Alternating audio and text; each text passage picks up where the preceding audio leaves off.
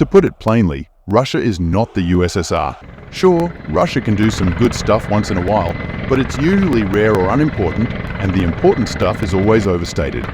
The world of data, sensor fusion, and stealth is not the same as the classic fighter jet maneuvering skills.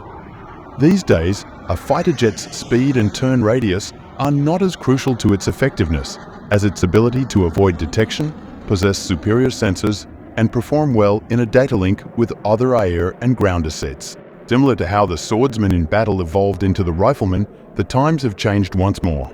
Regarding its stealth capabilities, the Russian fighter jet Su-57, dubbed Piak-Fi, Perspektivny Aviacyjny Kompleks Frontowej Aviacji, has come under fire. With power restricted to locations that are no longer vital in a skirmish, the Su-57 is an attempt to combat the modern battlefield. It is a wonderful aircraft, but unsuitable for modern air-to-air combat despite its fascinating noises, good speed, and mobility. When facing off against the F-35 and F-22, the Su-57 would be significantly outmatched and unable to assert its superiority against numerous Western fourth-generation fighters. The Su-57 is a really bad stealth fighter when it comes to stealth. The Su-57's radar cross-section is approximately 1,000 times larger than the American F-35's, according to Sukhoi themselves, not some Western propaganda outlet, and is nowhere near what you would consider a fifth-generation fighter jet. In fact, if anything, it is about as good as fourth-generation fighters, such as the F-18 Super Hornet, when it comes to radar detection, compared to other Western rivals like the F-22 Raptor or F-35 Lightning II. The Su-57's design does not fully optimize stealth qualities, even if it does integrate some stealth features, including a decreased radar cross-section, RCS. Furthermore, its radar-absorbing coatings may not be as high quality as those employed by competitors in the West. Don't the exposed screws register on radar? That is, in fact, a problem. It offers one that's greater than you may imagine. Although there are construction quality issues with the plane, the exposed screws indicate that the Su-57 is not made of a substance that would absorb radar waves. Compared to certain other fifth-generation fighters, the Su-57's engine nozzles are not as inconspicuous. For starters, there are several methods to become stealthy. Forming is one of these as well. Today, models and computer software allow for the physical simulation and comparison of shape. In general, it's not very well constructed for stealth. The engine's fan blades may be readily seen in the frontal view of the felon when viewed via a radar scanner. Its many edges cause the radar cross-section to increase. This is a significant drawback for stealth. Furthermore, the exhaust from the engines is not shielded by the nozzles, which might enhance the jet's infrared signature and increase its detectability by heat-seeking missiles.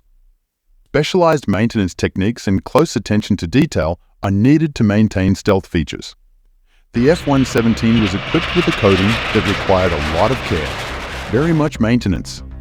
The F-117 required a lot of maintenance, which was significantly reduced with the B-2 and F-22. However, the Americans had greater experience with stealth, and the F-35 outperformed the Su-57 thanks to its tougher, more resilient, and more covert covering.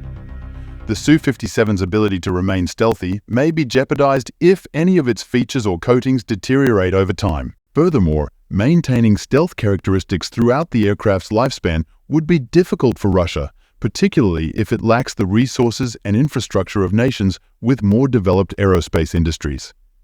The Su-57 project has encountered obstacles and setbacks during its development, since Russia has found it difficult to get funding to manufacture the aircraft in large quantities. The main flaw in this plane appears to be that there aren't many of them, which is a sign that the Russians have forgotten their typical strategy of trying to compensate for the recurrent deficiency in quality with quantity. There are only 10 Su-57s in Russian aircraft since the storied first flight in 2010.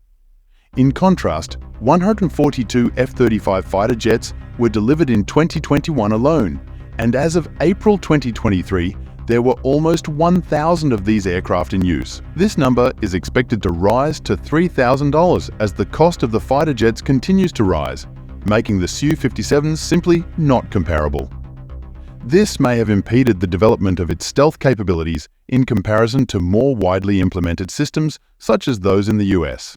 The Su-57 is a symbol for the industrial production capabilities of the Russian military in the post-USSR modern period. To put it plainly, Russia is not the USSR. It lacks the resources, experience, and production capacity necessary to make such a project successful. There hasn't been any Su-57 use in combat or operational situations yet. It is difficult to evaluate its stealth performance and efficacy in different contexts without practical testing and operational experience.